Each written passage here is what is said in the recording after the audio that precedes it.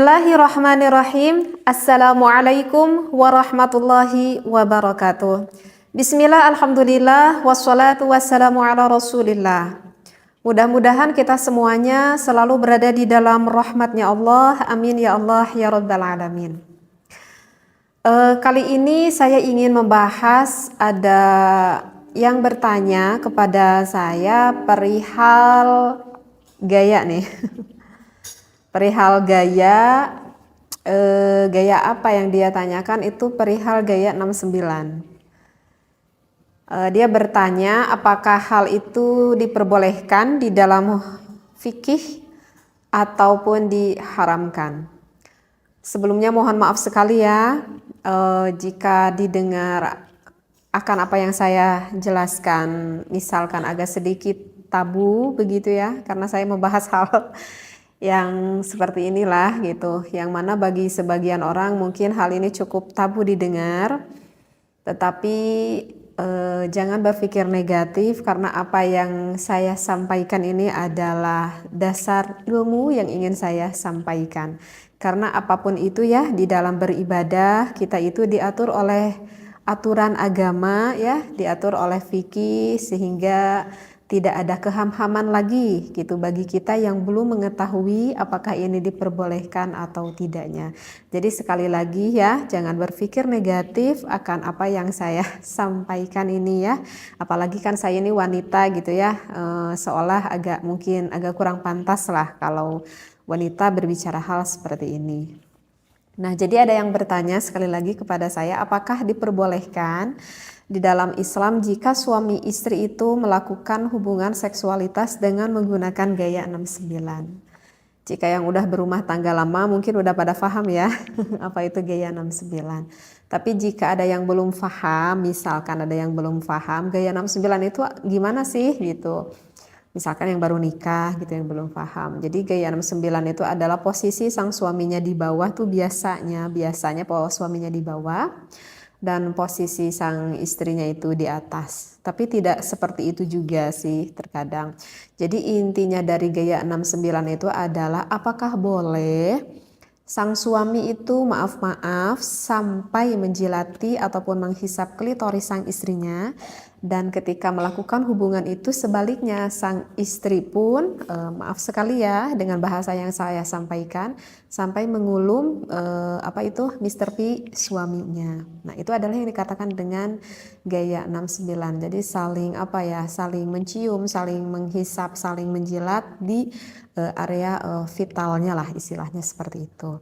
Nah, apakah itu diperbolehkan atau diharamkan? Saya di sini berbicara tentang ilmu fikih, bukan ilmu akhlaknya ya. Sekali lagi saya tekankan, saya di sini adalah menjawab dari ulama fikih, bukan menurut perihal ilmu akhlaknya seperti itu. Nah, kalau di dalam ilmu fikih itu banyak ya sebetulnya saya temui di dalam beberapa kitab seperti itu, yang mana jumhurul ulama itu mayoritasnya membolehkan seperti itu.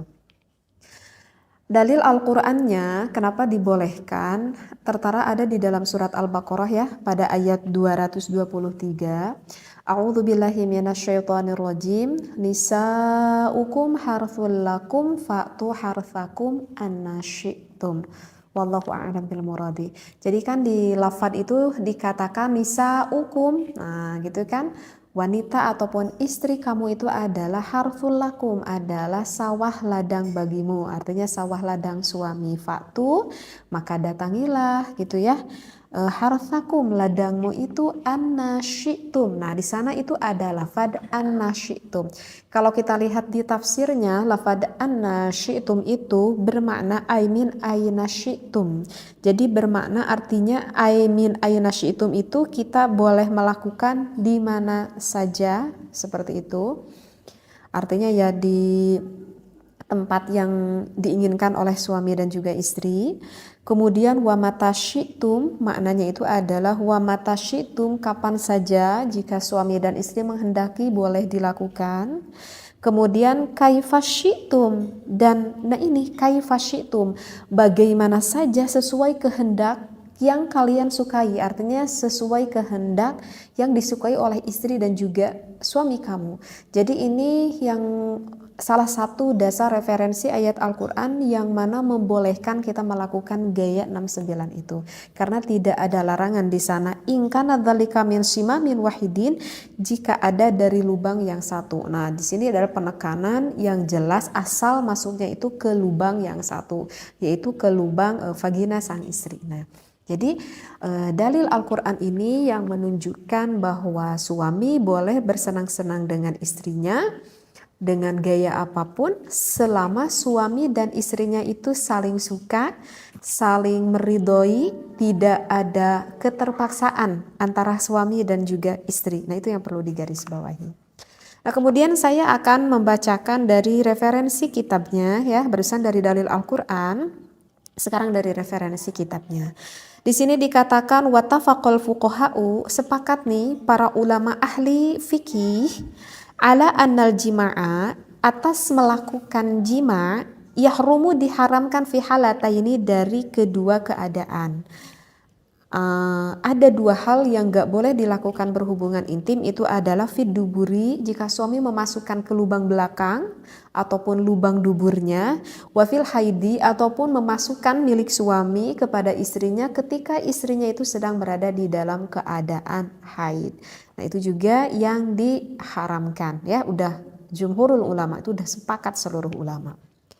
Wa amma masiwahuma, wa amma dan adapun sesuatu masiwahuma selain dari keadaan dua tadi, yaitu yang dubur dan juga haid, faqad ikhtalafu fihi, maka sesungguhnya itu berbeda pendapat ulama.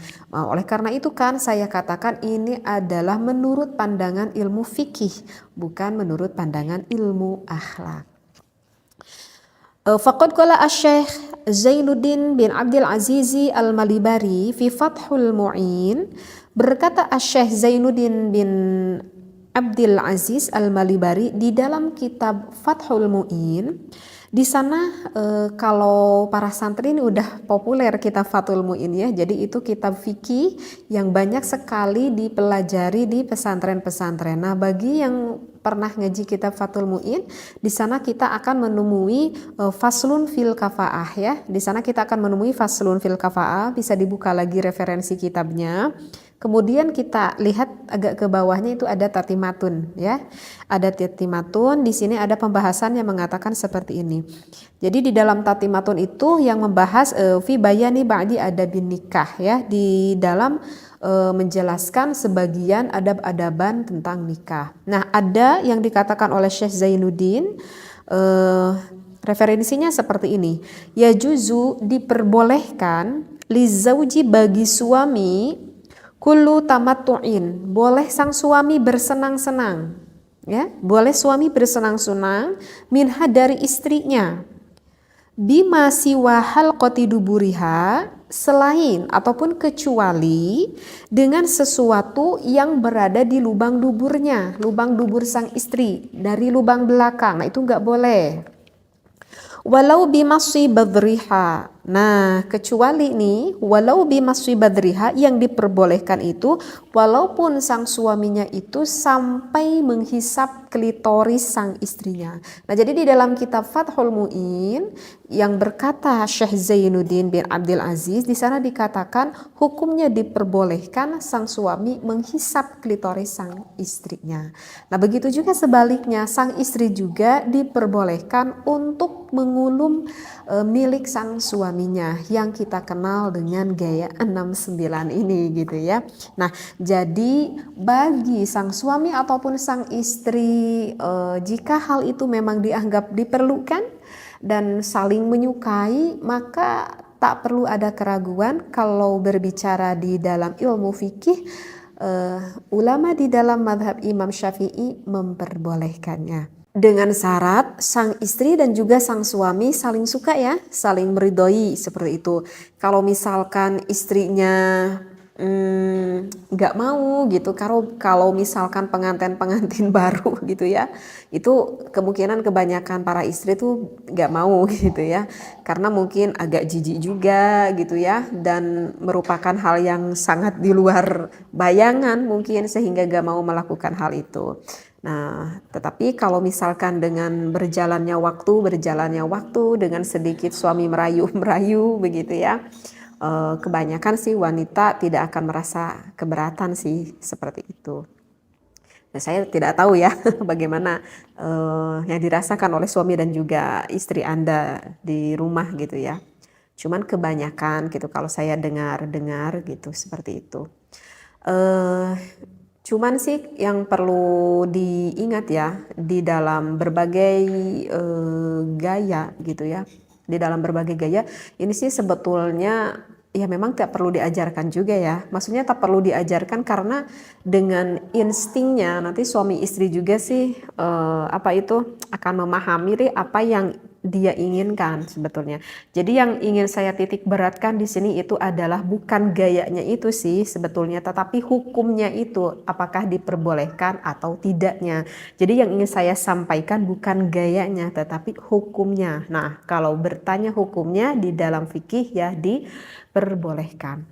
Dan harus diingat ya, wahai para suami dan juga istri, di dalam melakukan berhubungan seksualitas itu merupakan ibadah ya, itu merupakan ibadah bahkan yang besar sekali pahalanya.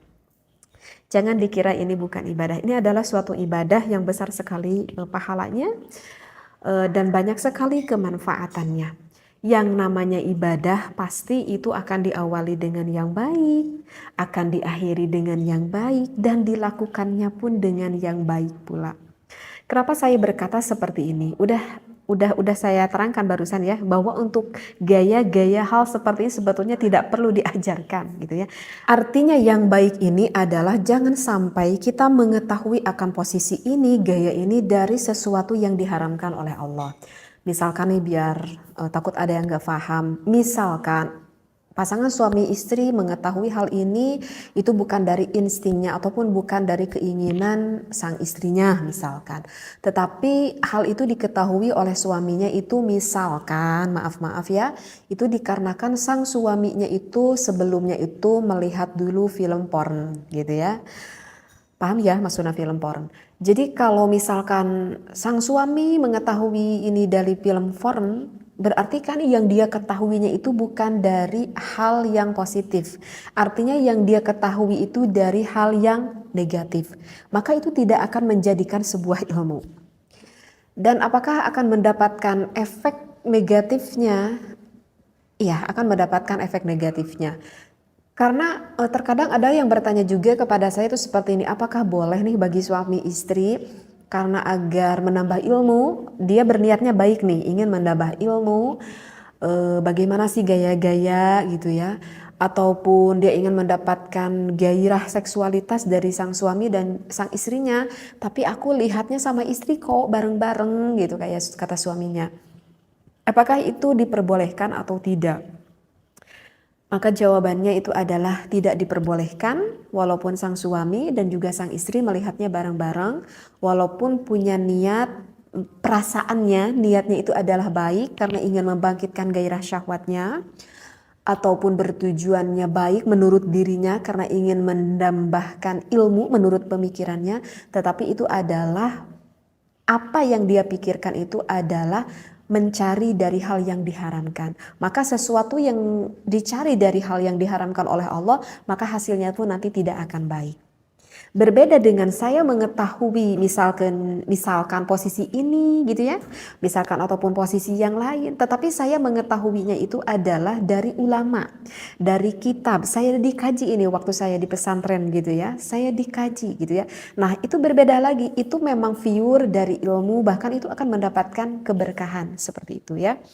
Jadi yang saya maksudkan memang hal seperti ini nanti dengan sendirinya para suami istri itu akan memahami dan mengetahui. Hanya saja yang harus kita ketahui adalah hukumnya itu. Apakah hukum yang kita lakukan ini betul atau tidak. Agar kita tidak terjerumus akan sesuatu yang diharamkan oleh Allah. Nah kalau misalkan kita gak boleh lihat dulu film foreign itu alasannya kenapa gitu ya.